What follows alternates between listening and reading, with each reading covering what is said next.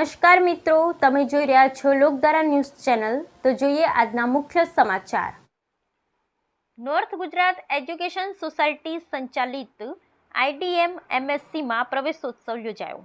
વિદ્યાર્થીઓને smart panel દ્વારા ભણાવવામાં આવશે। વર્તમાન ટેકનોલોજી ઉપર ભાર મૂકવામાં આવશે। જય ધ્રુવ। આજરોજ તારીખ 29/7/2024ને સોમવારના રોજ north Gujarat education society Mumbai સંચાલિત ચાલુ સાલે શરૂ થનારી નવનિર્મિત college doctor Indu Dayal Mishri institute of computer science અને ટેકનોલોજી પાટણ કોલેજમાં એમએસસી સી&આઈટી સેમ 1માં વિદ્યાર્થીઓને પ્રવેશોત્સવ યોજવામાં આવેલ, જેમાં સેમેસ્ટર 1માં એડમિશન લીધેલા કુલ 80 વિદ્યાર્થીઓ હાજર રહેલા। કાર્યક્રમમાં મુખ્ય મહેમાન તરીકે એનજીઈએસના સીડીઓ પ્રો જય ધ્રુવે ઉપસ્થિત રહી વિદ્યાર્થીઓને સંસ્થા વતી આવકાર્યા હતા તથા એમએસસી સી&આઈટીમાં પ્રવેશથી ભવિષ્યમાં રહેલી ઉજ્જવળ તકો વિશે વિદ્યાર્થીઓ માહિતગાર કરેલ।